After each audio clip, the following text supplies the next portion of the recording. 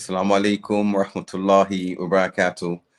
Welcome back to another session with my dear brother Abdurraheem Green and myself, Abdul Haqq. You are back and you are witnessing, experiencing, participating in none other than a piece of cake. A piece of cake. A piece. How you doing, I was too Abdurraheem? fascinated by seeing your son in the mirror. But anyway, he's gone now. But yeah, he's just moved across. That's right. all 6 foot of him, mashallah. mashallah. No, Jazakallah khair, Abdurraheem.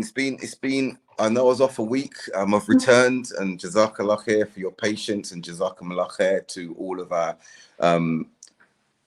participants, should I say, and their patience, mashallah. Wa alaikum salam wa rahmatullahi wa barakatuh, Sister Nilofa, Ibtisam, and those of you who have joined us. And today, an anticipated subject, Brother Abdurraheem, one that we have been looking at and pondering over for a few weeks, and mind over matter, prioritizing mental health. Now, I think we should start at looking at what is mental health to you, to me. What does that mean?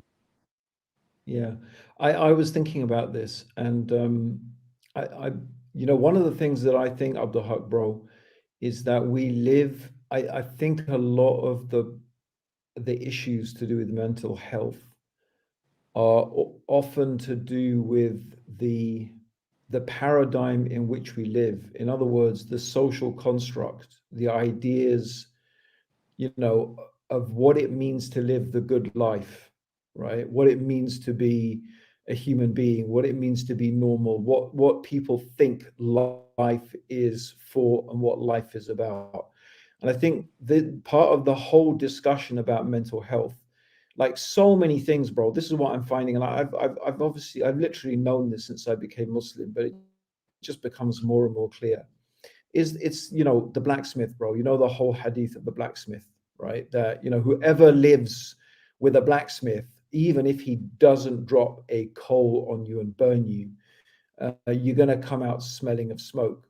And I think if we think of the world today that is based on an ideology or ideas that are not from Allah, that are not the ones that the Creator has given us, they're not the paradigms that we're supposed to be living by, according to the supreme, the beautiful guidance of God, then obviously we're going to come into problems, right?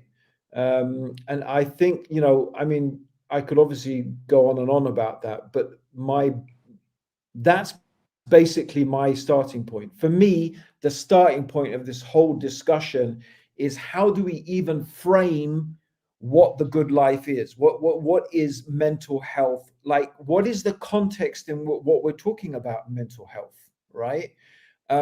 So just to, obviously you've probably thought or already in advance thought of this example, but when I think of mental health in a state of someone who clearly wasn't happy, right, by any of the paradigms that we would think of in the West, you look at Yaqub, right, who's known as Israel, right, or Yaqub, the father of Yusuf and the father of Benjamin and the father of the 12 sons. And like, he was so distressed by his Yusuf's disappearance that he went blind, right? And that's what I think is, that's really, like, this would be defined today as a mental health problem. But astaghfirullah, to say that a messenger of Allah had a mental health, he did not have a mental health problem, right? And the reason is because we don't frame the whole conversation, we don't frame the whole approach to what life is about in the same way. Yeah. And I think everyone listening has to understand that, right? From the get-go, right? When you think you have mental health problems, my first question is to you: do you really have mental health problems? Or is it you just not fitting into what the society around you is expecting of you, or the sort of the definition that they've given, right? And if you got your definitions wrong, if you got your ideas wrong, you're going to get it wrong. It's going to be all downhill from there, bro. That's my I think start. that's very apt. What you said Yeah. is spot on, so far as the paradigmatic context that we frame our conditions in. And what the example you've given, mashallah, of Yaqub alayhi salam, I think is an amazing one. And we know, and you can also bring Prophet Ayub alayhi salam, you can also bring Prophet Muhammad sallallahu alaihi wasallam, you can bring Musa alayhi salam, and no one will say that they had mental health issues.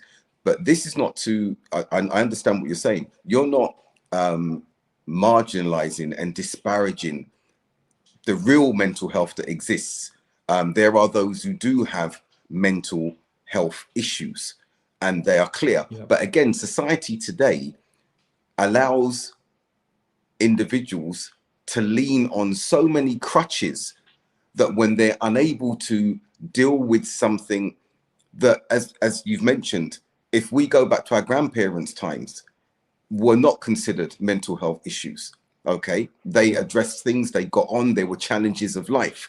But nowadays, anything that's a challenge or remotely a challenge that one is unable to deal with, they can reach out for mental health. And there will be, for sure, there will be a plethora of services and facilities to say, yes, you've got mental health issues. So much so that we're seeing gender dysmorphia, we're seeing all sorts of things coming up because individuals are saying we've got mental health.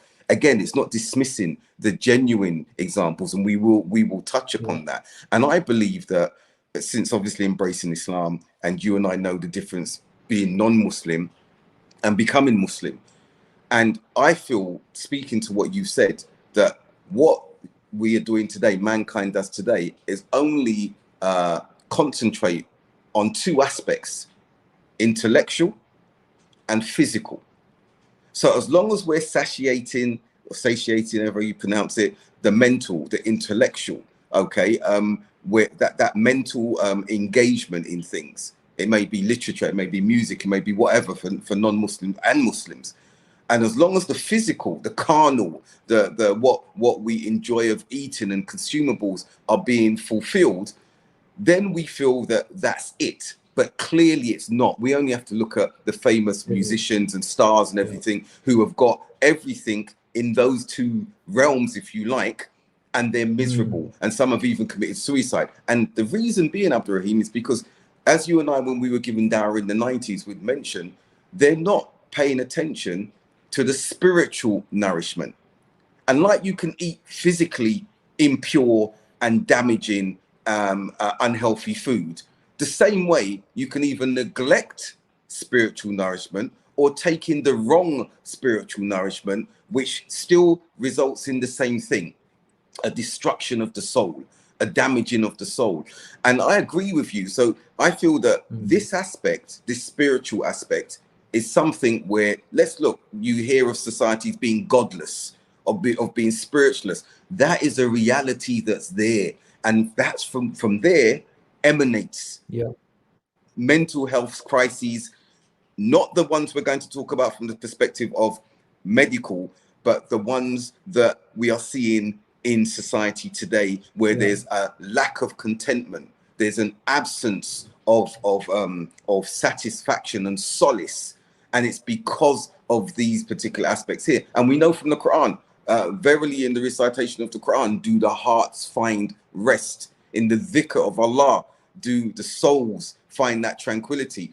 The question is, how many of us are actually achieving that? And I'm not going into the realms of Sufism here. We're talking about the deen, the complete aspect of the deen in practice and in spirituality combined to deal with those aspects of mental stress. I think the thing is, bro, as well, it's very useful for us to understand. I think that when we talk about the soul, when we talk about the heart, when we talk about the mind, they are in fact one and the same thing, right? Although, you may locate them separately biologically, but from the point of view of, I think the Islamic perspective, this whole aspect of the qalb. And I think there's a statement of Imam Ahmed as well, that the mind and the heart, they're the same thing.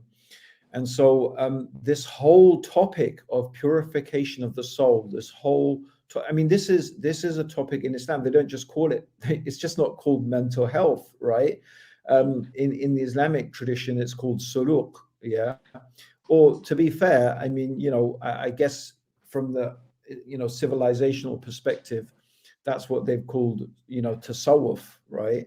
And I'm just distinguishing here from the application of the word tasawwuf to the whole realm of tazkiyat al-nafs and the purification of the heart, and which, like, a lot of people just call it that, right? And as opposed to Sufism in its extreme form, where it becomes a sort of weird sort of cult, yeah. And I think that it's important to distinguish those two things. But I think the point being here is that we have this in Islam. And I think that the most important thing really for everybody to remember, and you've mentioned it, and probably we should mention it as many times as we can in this discussion tonight, yeah, that the ayah where Allah subhanahu wa ta'ala tells us that verily in the remembrance of Allah, the hearts find rest. Yeah, most certainly and most definitely, if you are looking for peace and you're looking for tranquility, and let's forget happiness, because I think the thing here is that really what we find in the modern world is this idea of the pursuit of happiness. Everybody is looking for happiness. There are untold numbers of books and studies on happiness. And this whole thing of happiness happiness itself has become so wide, right? And it's become so broad, and I think so misunderstood as to what happiness really is. But I think, if we look in the world, people think I should be happy, and if I'm not happy, there's something wrong with me. And I pretty much think that that's what mental health, like in the broad sense. I'm not talking about, but I don't even, to be honest, bro, I don't even like the whole discussion around mental health. I think the whole way it's talked about, the whole way it's dealt with is fundamentally wrong. Yeah, that's what I believe, bro. I think it's, it comes from a wrong paradigm. That's the thing. So I give you an example, right? Like this is a different example, but like one of the reasons why I rejected Buddhism, although I found that Buddhism, as I practiced it, was really good from the point of view, it was physically good, it was mentally good. I seemed to be, progressing spiritually. But the problem is I realized that the paradigm, the whole foundation on which Buddhism was built, seemed to be totally wrong. The premise was wrong. And if the premise was wrong, everything else after that, well, some things might be right just almost by coincidence or whatever, right? But inevitably, it's going to go in the wrong direction. If the fundamental premise is wrong, and it's the same when we talk about mental health, right? The problem is not mental health, right? The problem is people are not connected to Allah. And the problem here is the whole conversation, the whole way we frame the conversation, the whole way we analyze the problem. Which one of these psychologists or psychiatrists or neurobiologists or whatever scientists sits down and is contemplating the issue of a person's lack of connection with Allah, the lack of understanding of their purpose in life? No one does that. And if they're not doing that, every single thing that they're going to result in is going to go in the wrong direction. That's inevitable, bro. Right?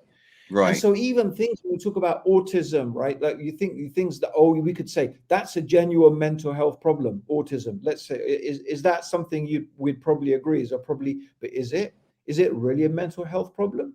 Right? Is it really, or is it just that just people are different? And what's wrong with people being different? People have different skill sets.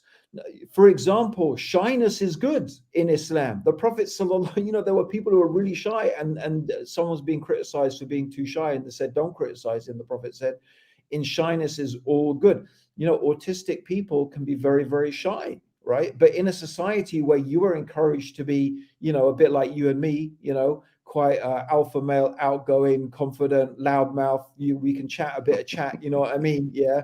Like these are the guys you want to be like. Oh, my son, look at Abdul. You know, look at Dr. Baker and Mr. Green. Yeah, you want to be like them. And he just wants to melt away.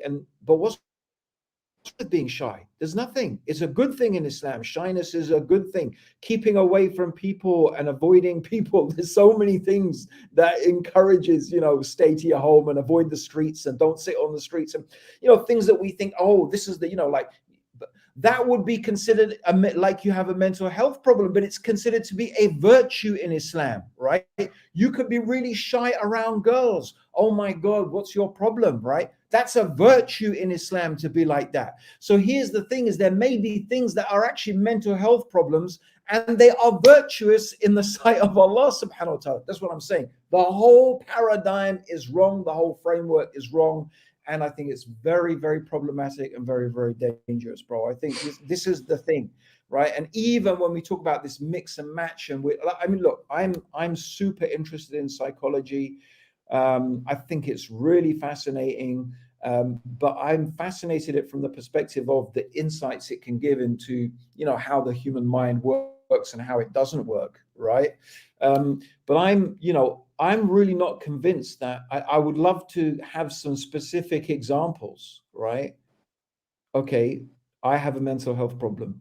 Okay, what is it? What's this? Tell me what this mental health problem is exactly. Define it for me, right? And then we can start to have a conversation, right?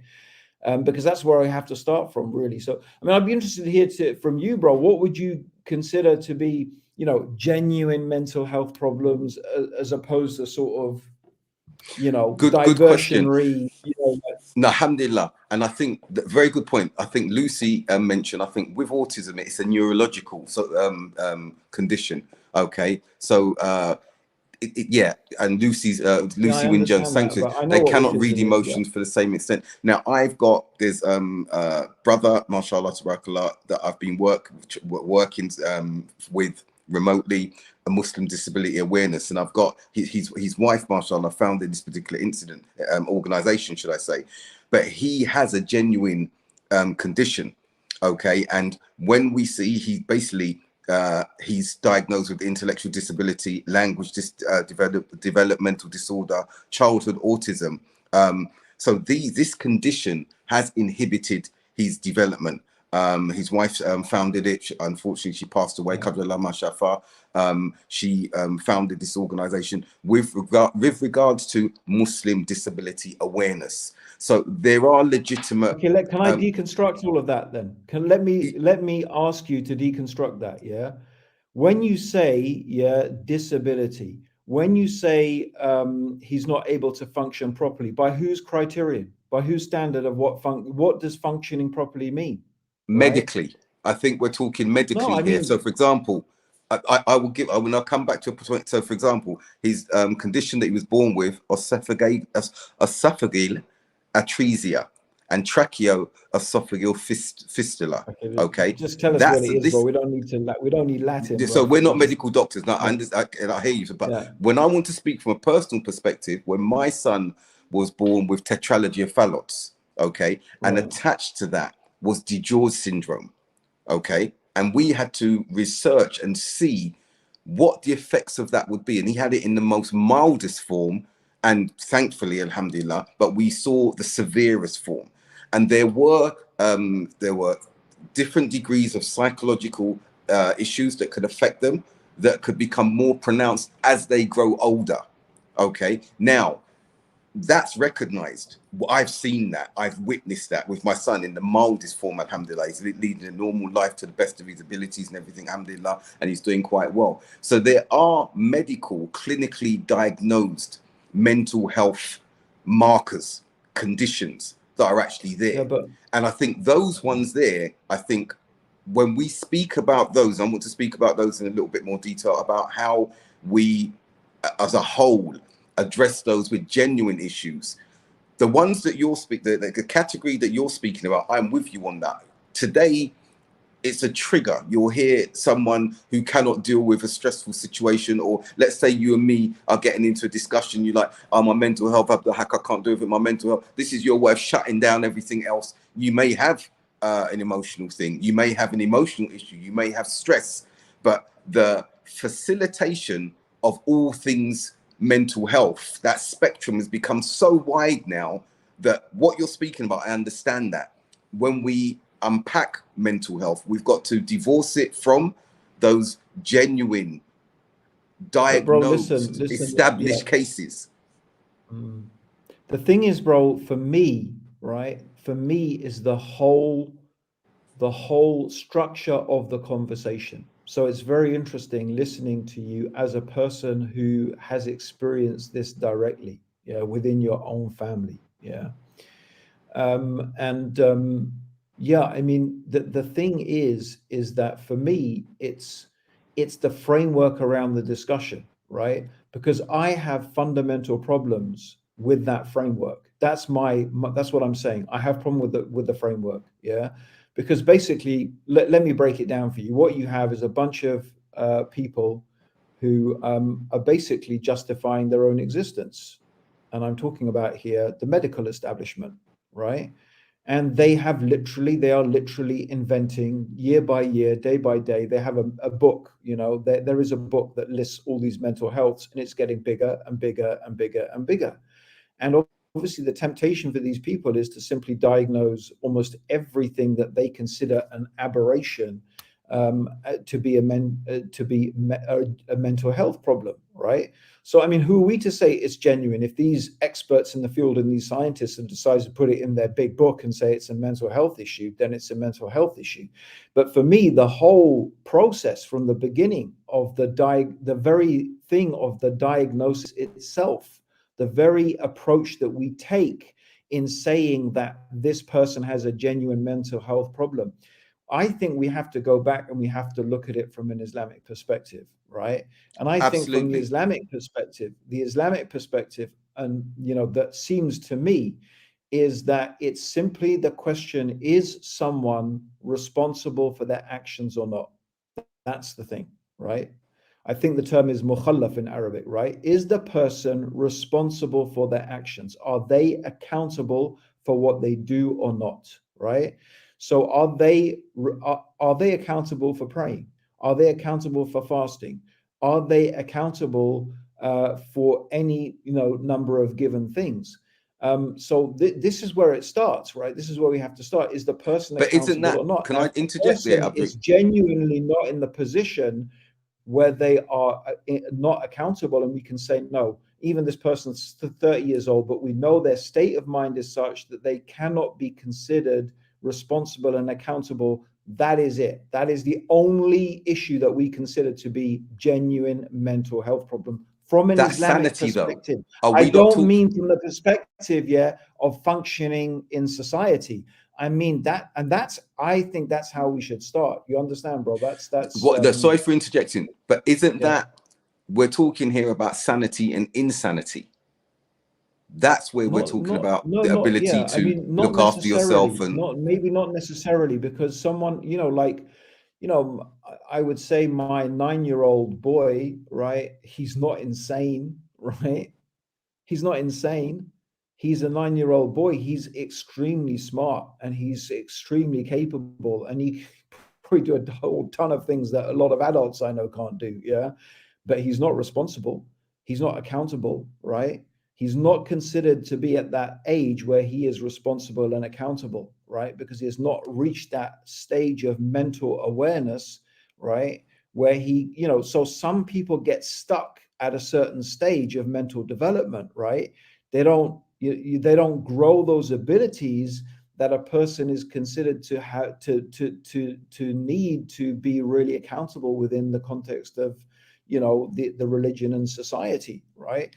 So that would seem to me to be a very clear demarcation, right, point. And it doesn't mean the person's insane, right? It doesn't mean that, you know, what they call majnoon in Arabic, right? Okay, but it doesn't mean they're actually insane. It just may mean that they have not reached that threshold, you know, that position mentally where they could be really considered to be fully accountable for what they're doing and for what they're saying, right? And so, yeah, I mean, so we know that, I mean, this definitely, bro, this can happen, right? Even to adults, even to people, you know, people who fall in love. Now you talk about love, right? And there's so many poems and so many things that talk about love. And there is a type of love, ishq, yeah, which is a type, literally a type of insanity. And we've talked about this before, right? When you literally combine those, you know, those neurochemicals, those neurotransmitters, right? You put a bit of dopamine and you put a bit of adrenaline and you put some endorphins and serotonin and you boost it all up, and you might as well be possessed, right? Because, you know, you're not in your right mind. And, you know, anyone who's experienced that type of intense love, right, it literally is, you know, a type of madness. But the thing is here is, it doesn't relieve us of that responsibility, that we're still responsible. It doesn't mean we're excused for doing crazy things like killing somebody. You're still accountable for that, right? So I think this is the point, that, you know, from the point of view of, you can have mental health problems, but to what extent is that an excuse? And it would seem to me that there are mental health problems that you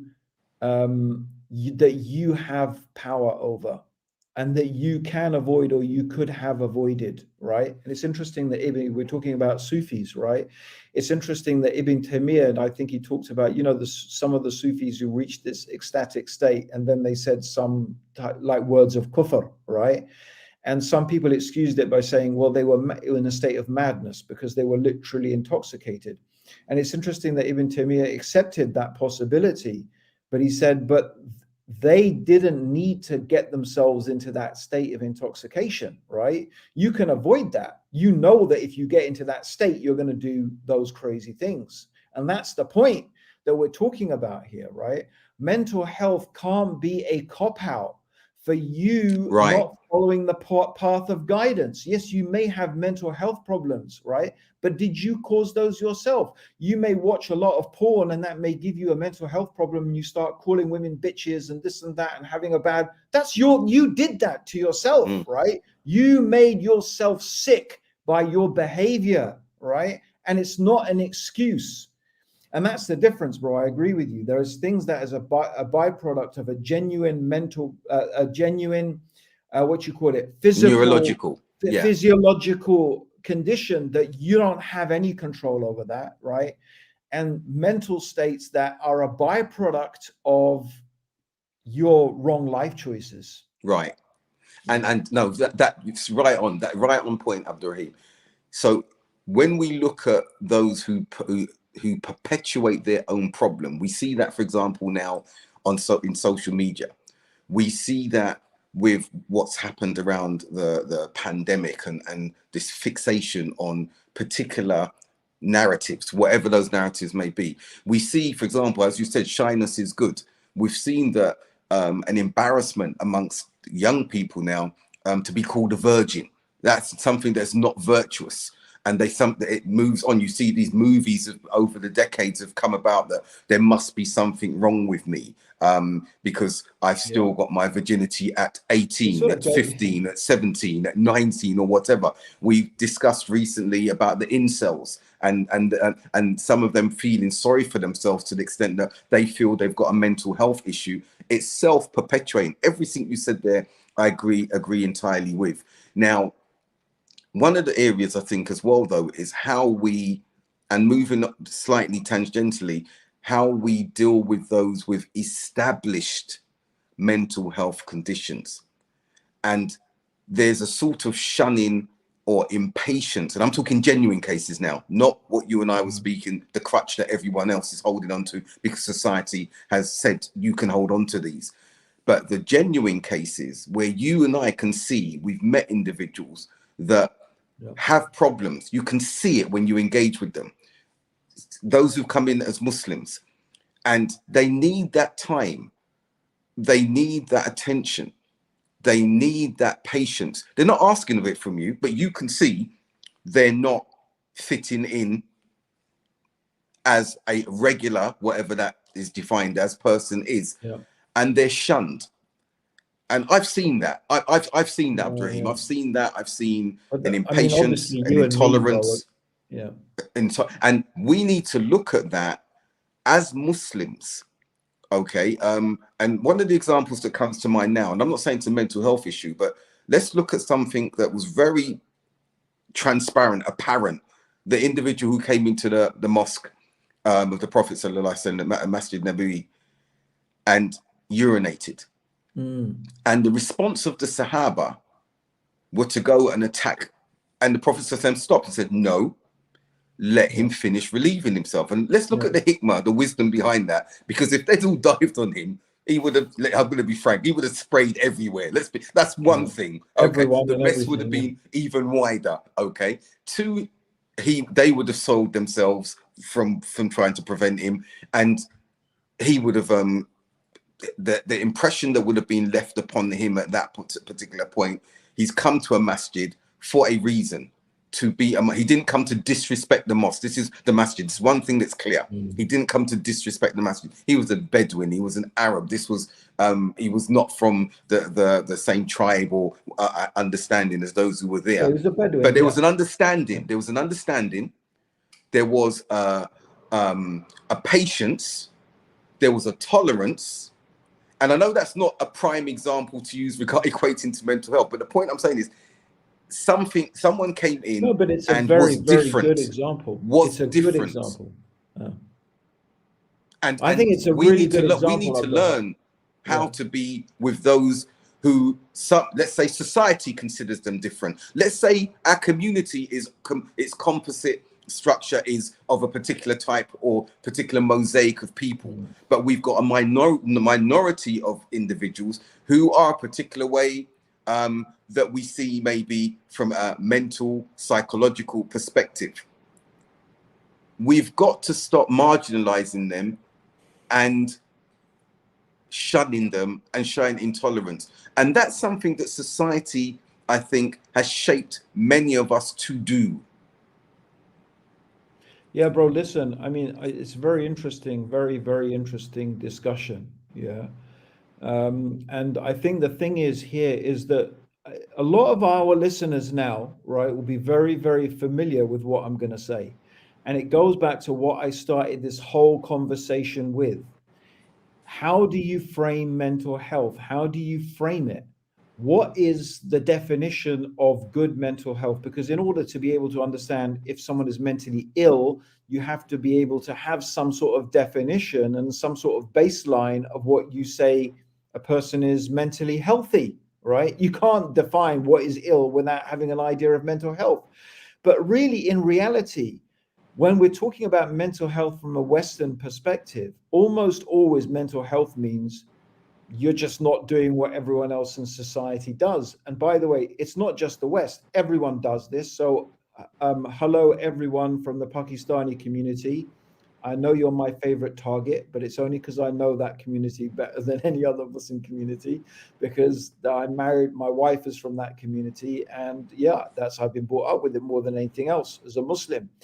So I'm sure everyone will be familiar with the thing within the Pakistani community, and it's probably still is a thing, maybe it's not anymore, that any girl who comes along and has a different idea, suddenly she's possessed by a jinn and she needs to have the jinn exorcised from her, right, and have chili thrown in her face because she's possessed by a jinn.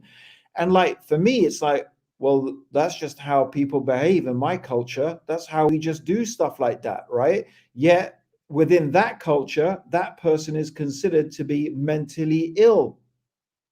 And it just proves my point, what I was saying, that something in one culture, in our Western culture, right, there's a whole range of behaviors that are considered to be absolutely normal. And in Pakistani culture, displaying those behaviors is a sign of being possessed by a jinn, which means you're mad. Basically, you're majnoon, you're mentally sick. There's something really, really wrong with you. And there's a long list of things like that we can think of. And so in reality, a lot of this discussion about mental health is not even a discussion, because the whole framework, like the point being, right? And it goes back to your point, bro, about tolerance. It goes back to your point about tolerating people who are different, and tolerating people who behave differently, and tolerating people who don't fit into your paradigm and don't behave the way that you think is the right way to behave, right? But this is a problem of isolating people, isolating their cultures, thinking that your culture is superior, thinking your tribal customs are the right tribal customs, and this and that, and then linking all of this somehow to mental health, that if you don't behave like this. But this is what it's all about. And why, bro, did people call the prophets mad? Why did they call the prophets mad? The people accused the prophets of being mad. Why? Because they stood against everything society was standing for. And this is my problem. My problem with the whole of the mental health discussion is, I'll be frank, I fundamentally don't agree with the method through which mental health is analyzed and looked at. The Western paradigm is wrong. The Western paradigm is misguided, and we shouldn't use it as a point of reference, right? No, absolutely. Abdurraheem, that what you've said right there, I think we should pause on that, because you're right. Many are using, and we've seen an increasing number of Muslims using the Western perspective of mental health. And in doing so, there's this whole repertoire of conditions that any one of them can tap into. And what we've seen is that it's become an excuse to renege, as you've said earlier on, to renege upon responsibilities.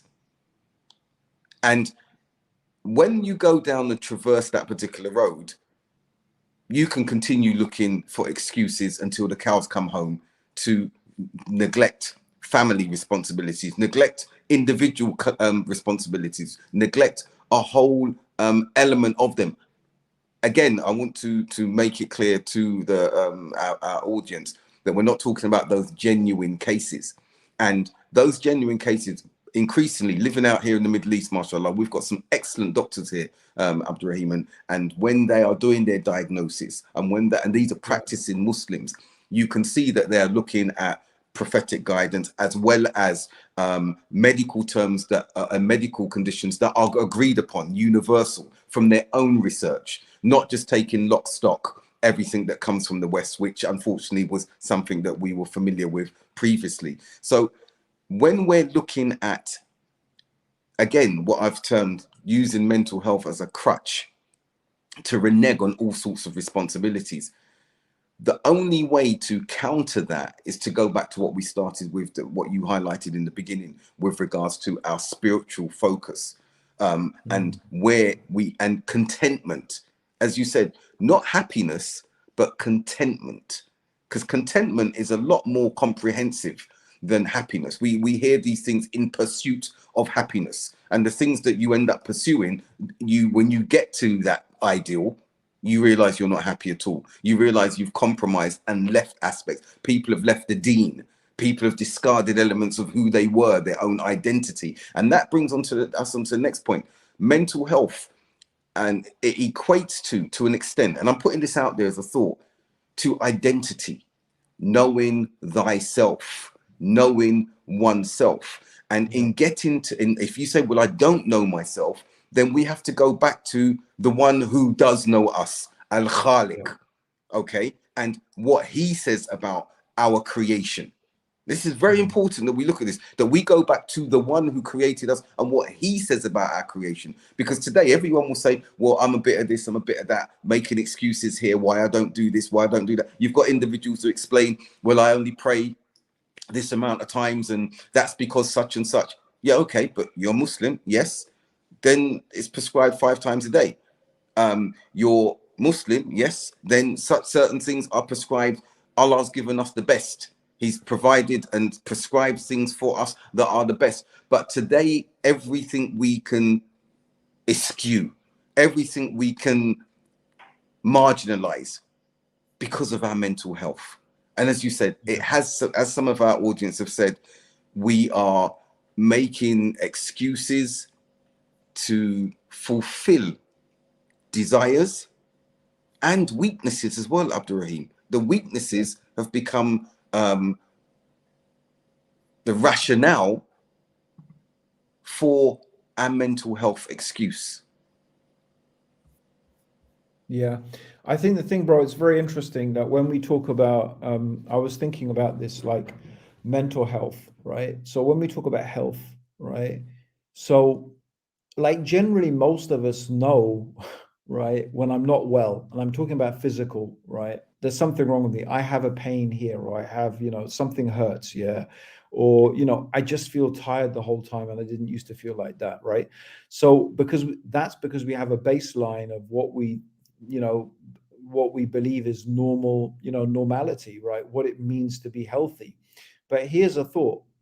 What if everybody in a society was sick? What if everybody is born sick, right? Imagine, you probably don't even have to imagine it. I'm sure it exists, right? Imagine that there's people that all the water they drink is infected with some, I don't know, some parasites, and everybody, like without exception, yeah, in that society is sick, yeah. They wouldn't really understand what really being healthy is like, right? What if everybody is in a state of psychosis? What if everyone is literally mad and they don't know it? When I say everybody, I don't mean everybody, yeah, but I mean, what if a whole society is in a state of mental disorder and they don't know it? And those people who are themselves in a state of mental disorder are making diagnosis about people being in a mental disorder. It's like the blind leading the blind. It's But what you're saying, the mad people are diagnosing who's mad and who's not mad. Do you see where I'm coming from, bro? The whole but then, problem. Abdurraheem, what you said is excellent in that that's the reality that exists now. It is the reality. And that's what I'm saying. That's what I'm trying to say to everybody, right?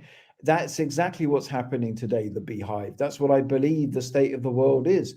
And it's more like that, right, than it has been ever before, because the more secularistic the world becomes, the more divorced they become from God and religion. At least Christianity had some, strong, profound connection with the tradition of being connected to a book that in whatever way, shape or form, is connected to Allah subhanahu wa ta'ala, right? But they don't have that. That doesn't even exist anymore. We're talking about a purely materialistic, secularist paradigm that is so far removed from it. Is madness from the Islamic perspective. It's psychosis. And then they're the ones defining for us what's mental health. And that's why I say when someone says, oh, genuine, this and that, I'm just saying, according to who? Who decided? Who decides it's genuine? Even these good Muslim doctors, yeah, sorry to say, their whole paradigm is the Western paradigm. Their whole approach is the Western approach. Huh? Not all. I've met a number over here actually. But I almost guarantee it's very, very few. And even if I'd love to talk to them, because you'll still find that their point of reference, their point of discussion is going to be almost inevitably. And the thing is, bro, it's so insidious. We're affected by it in ways that we just don't even know. Like riba, like the Prophet said, the time will come when you won't escape the dust of it. And none of us, we can't. It's literally impossible. Like, unless maybe you are just a Bedouin, just with your sheep and this and that. How do you escape riba? You can't. But this is in line. This is in line with what Iblis said in Surah Isra, where he said, "I will order them to slit the ears of cattle and basically disfigure aspects of their own creation. He leads us so astray, except who? Except those who are guided and adhering to the straight path, Sirat al-Mustaqim." This is what Allah said in response to Iblis on this occasion. And so when you look at what's taking place today, mental health as defined by the West or societally is on the increase, as you've mentioned. It's worse than ever before. I don't think it was even an issue.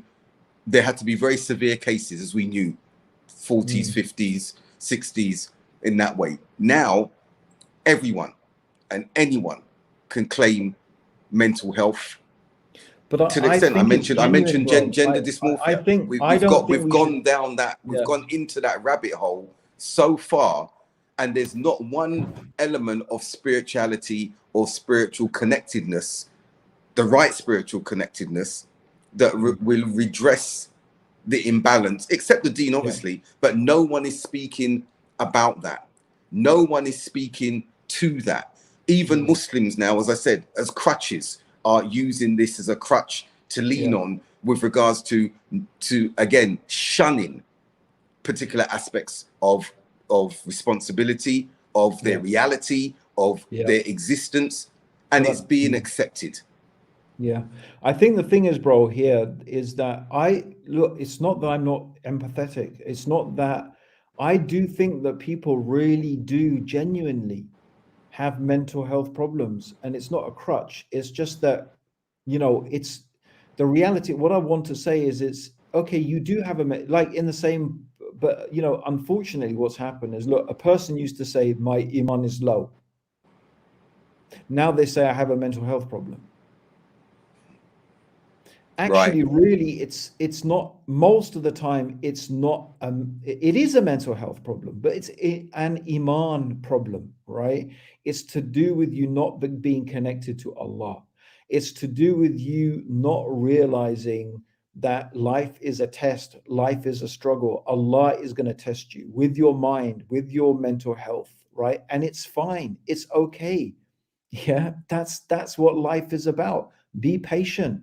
Allah will forgive you. Allah will raise your status. Allah will expiate your sins. Allah tests the people that He loves. What doesn't break your back is going to make you stronger. It's okay to have mental health problems. It's part of life. That's what you're going to have, right? But realize that ultimately it's connected to your iman, how you deal with it, how you respond with it. What cures do you take to get rid of it? That's what's really important. Are you going to start smoking dope, watching porn, watching TV, binging on Netflix, going out partying, discoing, whatever? Or are you going to read the Quran? Are you going to, give dawah? Are you going to, make dhikr? Are what are you going to purify your soul? Are you going to get to know yourself properly? Be honest with yourself. Like, so it's like, what path are you going to take? This is the real, this is the test, right? Life is a test. Yes, you will get sick. You will lose money in life, right? You things will happen to you and your family, and you will have mental health problems, because that's what life is about. But if people just, like, if they mean it from the point of view of, my mental health is suffering, it's like, but really in reality, in my opinion, bro, it's your iman is suffering. That's what we used to say. No one ever used to say, oh, my mental health. They would say my iman, because they made that connection. They understood the two things are combined. Verily, in the remembrance of Allah, the hearts find rest. In remembering Allah, hearts find rest. The mind finds rest in remembering Allah. The mind, the heart, the soul. You find And peace, that's rest, tranquility. It's an iman issue most of the time. And Abdurraheem, to make that more applicable, let's look at some of the, back in the 90s. You and I know we'd be called, or would have people come to us, brothers or sisters, and we'd go and sit with them after we'd done some study circles in Leeds together or whatever. And they were really suffering. They had issues. There may have been some idiosyncratic behavior to them, but we saw that as behavior, and we weren't experts, but all we could do as Muslim men was advise them with what we knew of the deen. And I think that us coming from a background of once not being Muslims, and the aspects of hedonism that we were into very, very deeply, we know that did not provide any solace or whatever. Comatose states for a while, yes, drugs and everything like that, and that was basically it. But that wasn't solace, and that wasn't removing any of the challenges that we actually had there. It was just putting them on pause for that particular moment. But when we advised these brothers and these sisters genuinely with what we knew of the deen, and we could see, and even today, that they received that well, and we really spoke to them and said, look, you need to really dig deep in yourself and look into the deen, apply it to yourself. Really, do not look to the creation with regards to solving some aspects. Look first to Allah subhanahu wa ta'ala, turn to him, go and pray, cry to him, wail to him, not the impermissible wailing, but really turn to him in this regard. Now, I remember some of them coming back to us. Some needed more help. Obviously, some needed medical help. Medical conditions had been diagnosed. It would be a clinical depression as opposed to just saying I'm depressed, as you said, with regards to Iman. The Iman was low. There were other cases where I knew some individuals who came to the deen and they did have some issues, and literally we had to take them to the hospital because everything we did, we couldn't address in just on the point of advice. So there are, again, legitimate cases which we shouldn't shun and show intolerance to. We need to really give that more time to those individuals. Others, when you're giving them that advice and they're taking it, not because it's coming from us, they're taking it, they're really applying them, those things in their lives. Later on, when you see them, or if you happen to be in touch or they contact you and everything, more often than not, and I need to say this, not because it's coming from you and me, Abdurraheem, or a scholar or anyone else, it's because they applied it, and they all said, more often than not, do you know what? I really dug deep. I looked into myself. I really called upon Allah. I really took it to Allah. And you know what? It worked. Yeah, it worked. Bro, listen, I've got to go because my mum needs me right now, because I'm staying in my mum's house and I'm looking after her. And talking about mental health, this is what I'm dealing with.